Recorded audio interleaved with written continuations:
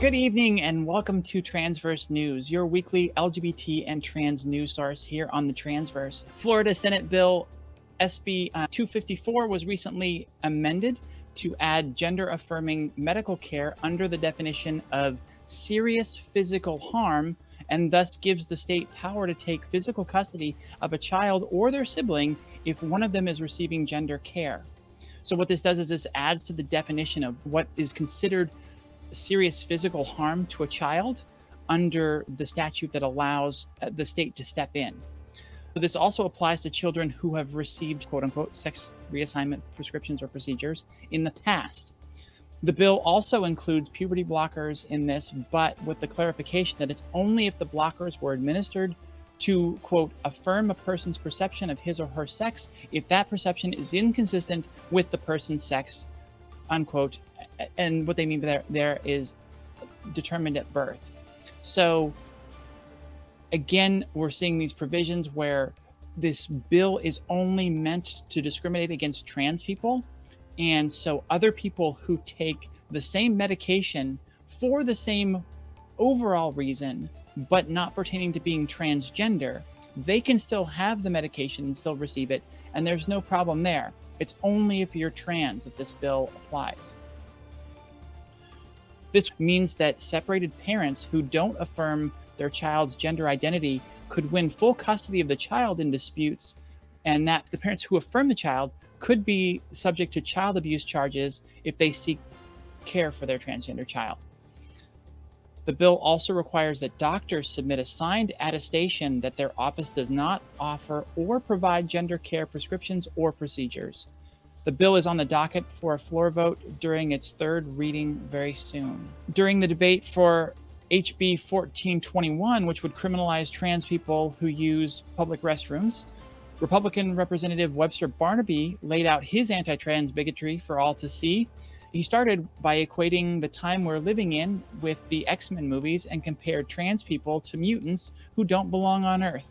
He went on to equate dysphoria with societal dysfunction and took his stance against both, quoted a section of the Bible about Satan and his minions, and then flat out called trans people demons and imps vowing to fight against us. So this is Webster Barnaby, who is a Republican representative in Florida.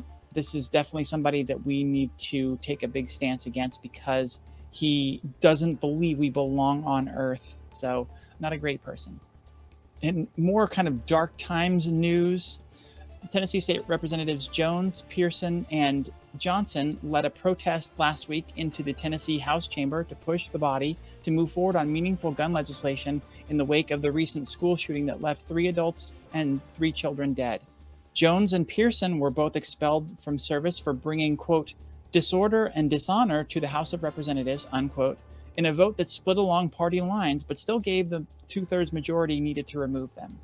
Jones claimed that he and the other lawmakers were blocked in their attempts to bring the discussion of gun legislation to the House floor, having their microphones cut anytime they tried to raise the subject.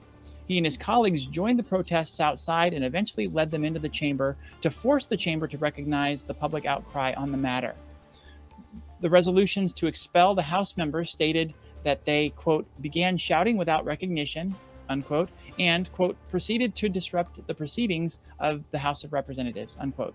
Jones and Pearson, the 2 representatives ousted from their seats, are black, and the 3rd member to join the protest, Gloria Johnson, a white woman, was not booted, leading to calls that the expulsions were racially motivated. Jones responded that the removal of he and his colleague were, quote, a very grave day for democracy and a very dangerous precedent was set not just for Tennessee, but for the nation. He continued, quote, this is attacking democracy on so many different levels, and then to refuse to seat us after expelling us, this is saying that Tennessee is on the border or is already facing authoritarianism, unquote. Now, as the House focuses on proceedings to replace the 2 representatives, local lawmakers in the districts Pearson and Jones represent are working hard to get them reinstated. The majority of the Nashville Metropolitan Council have voted to send Justin Jones back to the Tennessee legislature.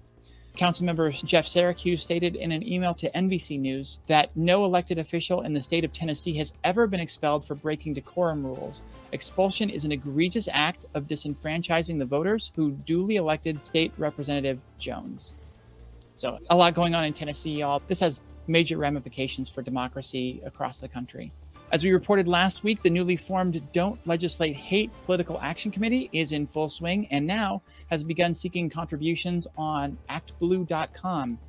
When asked about the new PAC, founder Michaela Cavanaugh said, "We've been hearing an outpouring from people in Nebraska and across the country wanting to know how they can support what we are doing and what steps to take to be activated."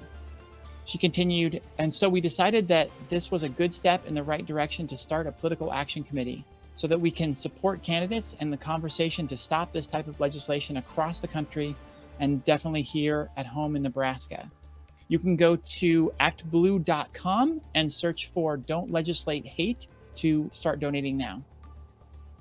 Twitter has labeled NPR as state-affiliated media in a move that NPR CEO John Lansing calls unacceptable. Lansing stated, "We were disturbed to see last night that Twitter has labeled NPR as state-affiliated media, a description that, per Twitter's own guidelines, does not apply to NPR." And he was correct. As late as Tuesday night, NPR was explicitly labeled in Twitter guidelines as an organization that would not be labeled as state-affiliated media. However, on Wednesday, as outcry began to grow around this false classification, people noticed that Twitter had quietly removed NPR from that policy documentation. According to the policy, state-affiliated media is defined as outlets where the state exercises control over editorial content through financial resources, direct or indirect political pressures, and/or control over production and distribution. NPR is an independent nonprofit media outlet, and while they do receive funding from the federal government, whether a Republican or Democrat is in office, that amount makes up less than 1% of the total funding for the organization. Twitter's former head of trust and safety criticized the move. He said in a statement that Twitter's decision, quote, to label NPR as a state media outlet flies in the face of years of research, all evidence that NPR's funding and governance, and Twitter's own policies and principles. When White House Press Secretary Karine Jean-Pierre was asked for comment, she defended NPR's reputation for independence, stating, "There is no doubt of the independence of NPR journalists. If you have ever been on the receiving end of their questions, you know this." It's a very bizarre sort of political move for Elon Musk to label them as state-affiliated media and thus essentially take away their credibility as an independent news source. There should be some libel or slander rules that go into effect here, but we'll have to see what happens. Author Suzanne Seddon, known for her gender-critical stance and COVID-19 conspiracy theories, has now come under a great deal of fire for her ignorant and misogynist tweet insinuating that Daniel Radcliffe's wife is trans. The tweet shows Radcliffe and his wife, Erin Dark, who in the photo appears a couple inches taller than the Harry Potter star. The Pink News writes that this transphobic conspiracy theory reveals most clearly that transphobia is not actually about protecting women or championing women. We've seen a growing number of instances where cisgender women are harassed, attacked, and even beaten because they don't meet the patriarchy's view of what a woman should be, and thus they are assumed to be trans. Pink News continues that, quote, "It's about eradication of difference and relies on pushing prescriptive and oppressive standards of beauty and appearance that no one, not cisgender women, not trans women, can ever match up to," unquote. On Twitter, writer Gina Martin tweeted, "Suzanne brilliantly demonstrates here exactly how transphobia is also based in misogyny, how it's all about unattainable and oppressive standards, and actually nothing to do with trans women at all." On the flip side of this anti-feminist uproar targeting cisgender women, we also have the trans TikTok star Dylan Mulvaney, who has received a ton of backlash and physical criticism after she got some small paid post deals from Nike and Bud Light. People are attacking her, have called her flat-chested, and her online persona, quote, "a cheap caricature of girlhood," unquote. After she received free leggings and a sports bra from Nike, she was accused of, quote, "stealing," unquote, sponsorships away from, quote, real women, unquote. Anti-trans rhetoric is just highlighting how pervasive misogyny is in our culture and how standards of whether a girl looks feminine enough are still being used to subjugate women and force them into an unrealistic mold and teach them to hate themselves entirely if they don't fit. And this is being couched in this anti-trans debate. We're seeing it come up in this anti-trans movement, but it has a real effect on cisgender women as well. So all of us who are women in the United States are facing this, and it's really something we need to take major steps to push back against because it's a negative thing for everyone. North Dakota sets a dubious record for the most anti-LGBTQ plus bills passed in one day. The state Senate passed all 10 bills on Monday, April 3rd, with 8 now headed to the desk of North Dakota's Republican Governor Doug Burgum, where they will either be signed into law or vetoed. 2 have been returned to the state's House of Representatives after amendments were added. The raft of horrifying legislation includes bans on trans students joining sports teams that match their gender identity, sweeping bans on gender-affirming healthcare for young people, and a ban on public drag performances. Alarmingly, a bill also advancing would see the removal of trans individuals from state data collection, so they wouldn't even collect data on trans people. The passing of 10 anti-LGBTQ plus bills represents the most legislation of its kind advanced in a single day, according to the Human Rights Campaign. North Dakota State Senator Ryan Braunberger, a Democrat and out gay man, denounced the wave of anti-LGBTQ plus bills being put forward during a stirring Senate speech in which he recalled how he'd tried to take his own life in his youth.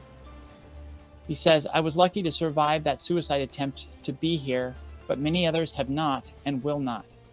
The politician added that if bills were to be passed, kids like me across the state will feel like the world is against them. They'll eventually feel like they can no longer go on. He also put out a tweet that said, "Visibility is important and so are you. Visibility is important." He reiterates there. April 3rd was not a good day for LGBT rights in North Dakota. LGBTQ plus advocates, including the HRC, have denounced the bills, claiming that North Dakota's most vulnerable residents will, quote, pay the price, unquote, for their actions of these extremist legislators. Catherine Oakley, a state legislative director and senior counsel of HRC, said, "It's shameful, yet not surprising, that instead of spending their day attempting to tackle the real issues facing North Dakota's extremist legislators were working vigorously to rile up the far fringes of their base, and now some of the most marginalized constituents could pay the price." A restraining order on the Tennessee drag ban has been extended by the federal judge. Federal Judge Thomas Parker has ruled to block Senate Bill 3, Tennessee's drag ban bill. His ruling came at the end of March and was based on his opinion that the statute was too broad to be enforced as written. The bill was already under a restraining order when Judge Parker moved to extend the order through May 26th. Memphis theater company Friend of George's, who brought the original suit against the drag ban, has rejoiced over the win and vowed to continue their fight against what they call an unjust law. SB 3 is the bill that labels drag as adult performance and equates it to stripping, thus making it illegal for kids to be present, for it to be performed in public, or for it to be performed within 300 meters of a church or school. So a small victory, and we'll talk a little bit more about that one and other victories here in a second. Aaron in the Morning put out a great piece about the court victories we've had in Indiana, Tennessee, and West Virginia as the momentum slows in the fight to remove the rights of transgender Americans. First up, she talks about a victory in the Midwest. In Indiana, a teacher who refused to comply with a new law requiring teachers to use preferred pronouns and the name of trans students hired attorneys from Alliance Defending Freedom, an organization that has been instrumental in the crafting of many anti-trans bills. His case, which reached the Seventh Circuit Court, which ultimately ruled that teachers don't have, quote, the right to misgender, unquote, students. The court also ruled that refusing to comply with trans-inclusive policies imposed an undue burden and caused harm to trans students.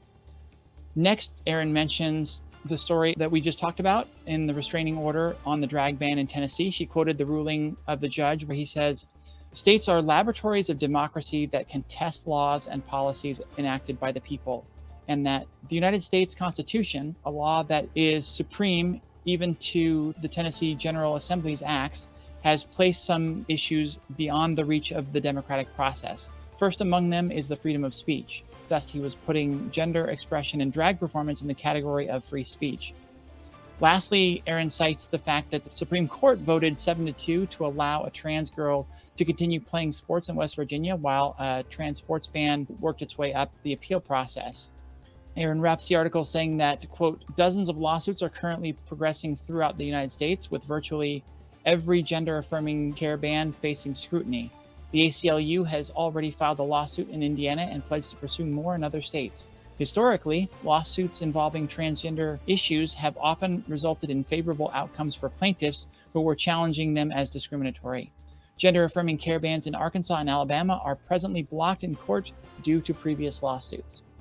Democrats have claimed a huge win as they took over the Supreme Court majority after a nasty race in Wisconsin. Judge Janet Protasewicz was elected to the Wisconsin Supreme Court in a nasty race that saw a whopping $800,000 spent on anti-trans ads and pamphlets distributed to voters across the state. LGBTQ plus activists are calling this a major victory as it swings the judicial body to a liberal majority for the first time in 15 years. She won out against Judge Daniel Kelly, whose anti-LGBTQ views are well known. His opinion on the 2013 Supreme Court decision in favor of gay marriage was that it would, quote, rob the institution of marriage of any discernible meaning, unquote.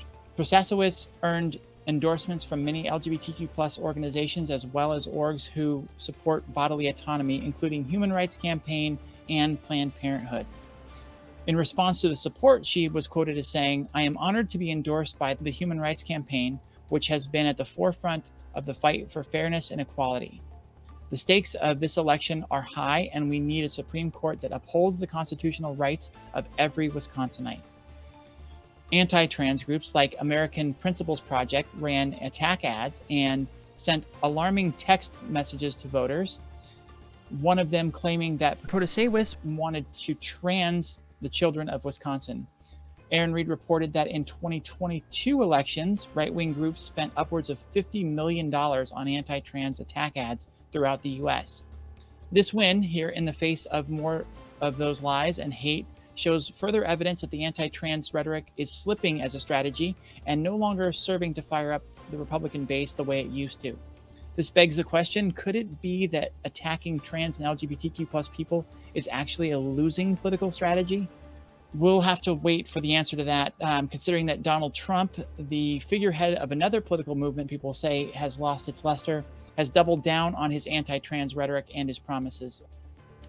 A new poll from Data for Progress regarding transgender people and the more than 430 bills legislating the rights of trans people gives very interesting insights into voter perceptions across the country. The poll surveyed 1,220 likely voters asking what they think about the legislative onslaught against trans people. The study found that the vast majority of voters see these bills as government overreach and feel that politicians are just using them as political theater to divide the country. This is even true of Republican voters, with 55% saying it's theater versus 33% feeling that the bills address a real danger. The survey also sheds a great deal of light on why 33% of Republicans and 25% of voters overall feel the legislation is necessary. It asked respondents to estimate the number of people who are trans and what percentage of those experience regret after surgery, and found that respondents dramatically overestimated in all cases. For what percentage of adults identify as trans or non-binary, respondents guessed 21% versus the reality of closer to 1.6%. For people 30 and under who identify as trans, they guessed 25% when the reality is closer to 5%. Lastly, they assumed the number of people who regret gender surgery was 29%, when, as we've talked here at length, it's a very, very low number, and this survey put the actual number somewhere between 1% and 8%.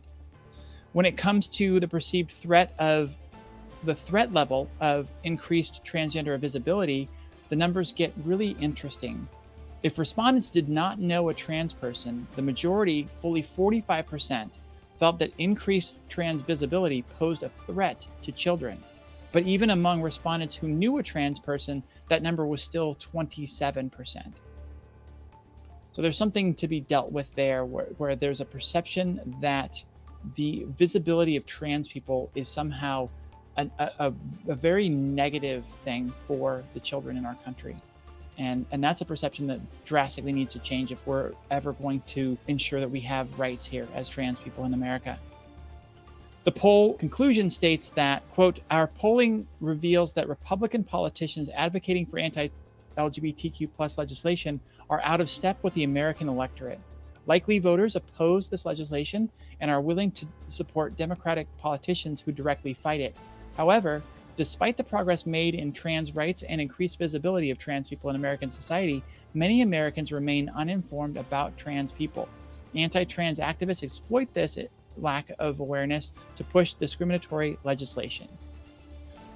New Jersey is the latest state to become a safe haven for gender-affirming care in the United States. Democratic Governor Phil Murphy signed an executive order securing a person's right to gender-affirming care on Tuesday. The order directs all state agencies to protect people in New Jersey from being persecuted for obtaining or providing transition-related care and reinforces anti-discrimination protections for trans people, including for incarcerated people. The order also forbids state departments from complying with investigations and subpoenas from other states that seek to prosecute those who travel to New Jersey to obtain gender-affirming care. In a press release, Murphy emphasized the importance of the order given the wave of anti-trans bills in states nationwide. He's quoted as saying, as leaders, our greatest responsibility is ensuring that every person we represent, regardless of their gender identity or gender expression, is entitled to respect, fairness, and freedom. We continue to uphold these principles in New Jersey and support every person's right to live freely and authentically by making our state a safe haven for those seeking or providing gender-affirming healthcare. New Jersey-based trans youth activist Rebecca Brucehoff said in a press release that the order gives her hope. I have always been grateful to live in New Jersey, but I am especially proud to see my state take action that will protect and support not only me but my friends in states across the country. Transgender kids and teens like me just want to live our lives and be ourselves. So, great move by New Jersey to join California and Minnesota as safe havens for trans people and gender-affirming care. Pink News put out an article about the 3 common anti-trans myths easily debunked by science. Anti-trans sentiment continues to bombard the UK, US, and further afield. Some of the loudest voices would have others believe that trans people are new and unnatural. They will regret transitioning and are destroying the pillars of society. They claim the existence of trans people ignores, quote, basic biology. Some of the same people who try to deny trans rights based on, quote, the science also deny the fact that humans drive global climate change and spread misinformation about COVID-19 vaccines and things like that. They aren't dealing in facts, and their anti-trans rhetoric is rooted in harmful beliefs. Myth number 1, being trans is a social phenomenon sweeping through younger generations. The widely discredited trans social contagion theory can be traced to a 2018 paper published by Lisa Littman, a former professor at Brown University who now serves as an advisor to gender critical group GenSpect. Littman coined the term rapid onset gender dysphoria, which we have had to deal with for a long time since then, which some anti-trans proponents have used to suggest trans adolescents, particularly trans boys, aren't trans but are simply lesbians or girls with mental health issues who declare themselves to be trans after exposure to so-called external influence. However, a study published in the journal Pediatrics in 2022 found that the social contagion isn't supported by real-world data.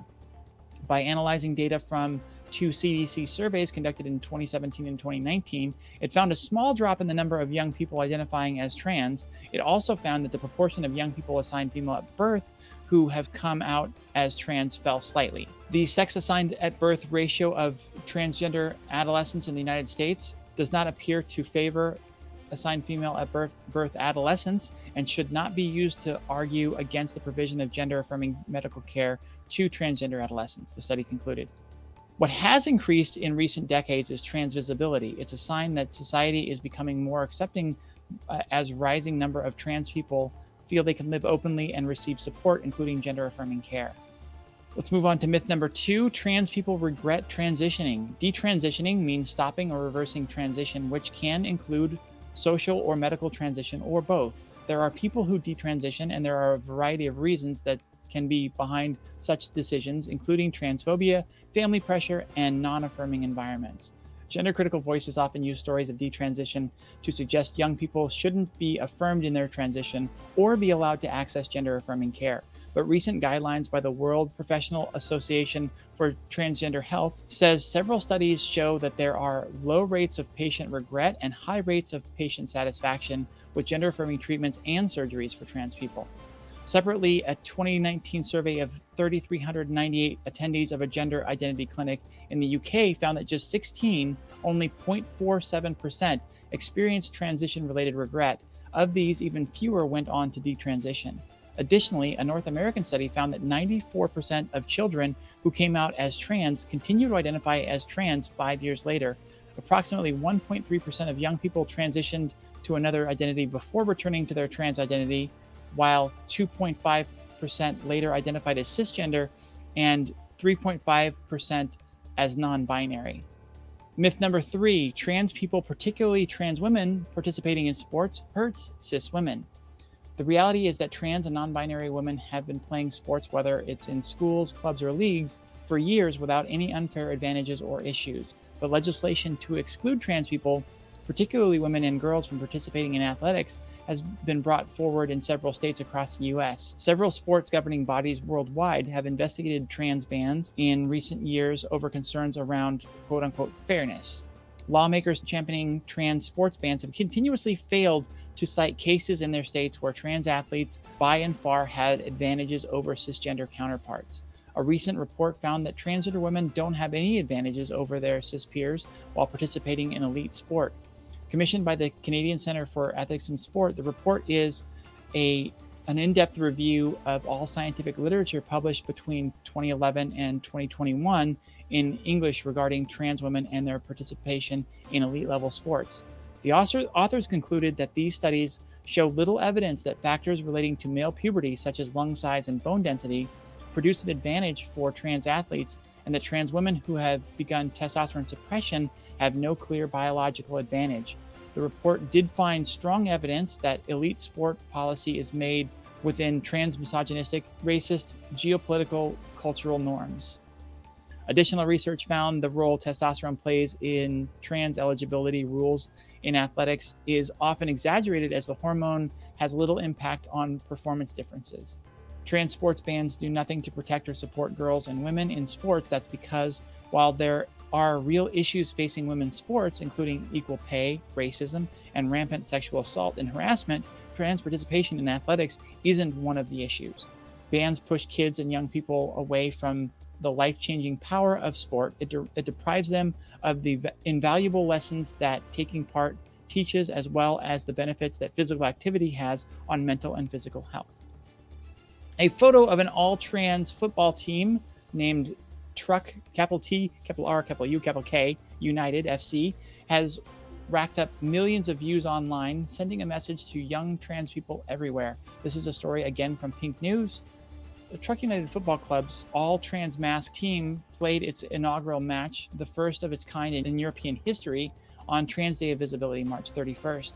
About 500 supporters were at Champion Hill Stadium to watch the team play Dulwich Hamlet FC.